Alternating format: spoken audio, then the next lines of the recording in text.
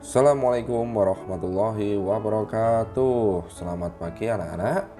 Berjumpa lagi dengan Pak Guru. Semoga pembelajaran daring kita tidak membuat kalian jenuh ya.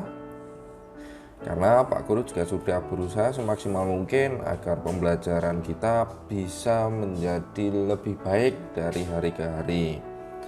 Langsung saja, kali ini kita sudah masuk ke tema yang ketujuh ya. Kita pada pertemuan yang pertama di tema yang ketujuh ini membahas tentang teknologi pangan. Nah, teknologi pangan itu apa? Nanti kita akan bahas lebih lanjut di video kita kali ini. Tapi sebelumnya, mari kita berdoa terlebih dahulu. Berdoa mulai. Berdoa cukup. Baik anak-anak, ini Pak Guru akan mencoba untuk menjelaskan terlebih dahulu bahwa alam Indonesia itu sungguh kaya. Nah, alam Indonesia itu bisa menghasilkan kacang kedelai, menghasilkan jagung, menghasilkan kelapa, dan semua hasil pertanian itu banyak yang dihasilkan di alam Indonesia. Tidak hanya pertanian, tapi hasil-hasil peternakan seperti daging, kemudian susu, kemudian telur itu juga banyak dihasilkan oleh masyarakat Indonesia melalui proses peternakan. Selanjutnya, bahwa hasil pertanian dan peternakan adalah sumber pangan kita. Nah, di sini kalian lihat ini ada peternakan sapi, kemudian ada pertanian padi. Nah, ini tujuan diadakannya kegiatan di pertanian dan peternakan itu adalah menghasilkan pangan atau sebagai sumber makanan. Jadi pangan itu adalah sinonim dari makanan. Nah, alam Indonesia itu menyediakan sumber pangan bagi manusia alias bagi masyarakat Indonesia. Bahkan ada beberapa hal itu yang bisa diekspor atau dijual ke luar negeri, sehingga sumber pangan Indonesia itu bisa dinikmati oleh masyarakat di belahan dunia yang lain. Nah, di sini hasil panen dan ternak yang melimpah memberi makanan yang cukup bagi kita. Tapi hasil pertanian dan peternakan tidak dapat bertahan lama.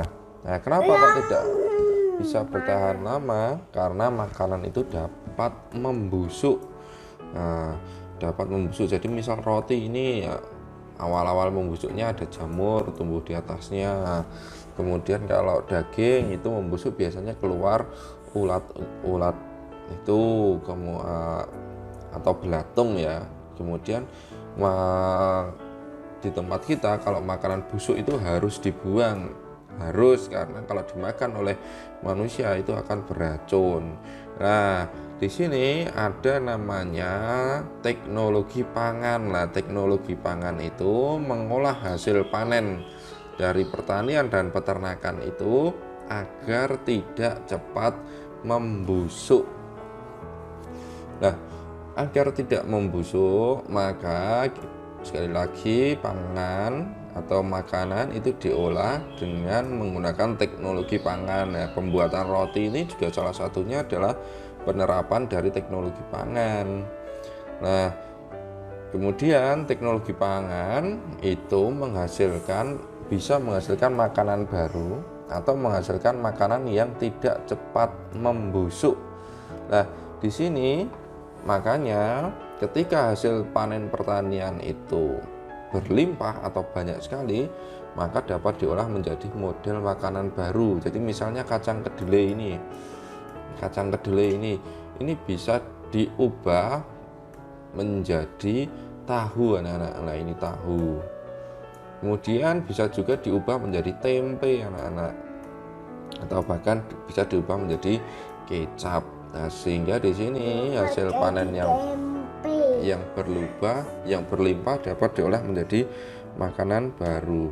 Nah, selain itu hasil peternakan seperti susu sapi, nah itu juga bisa diolah menjadi mentega, kemudian susu bubuk bisa diolah juga menjadi keju. Lah, ini semua adalah hasil dari teknologi pangan untuk mengolah hasil peternakan sapi, yaitu susu, sehingga susu tidak cepat basi dan bisa menghasilkan jenis makanan baru lah. Ini contohnya keju ini seperti itu. Jadi kesimpulannya, teknologi pangan mengolah makanan agar tahan lama.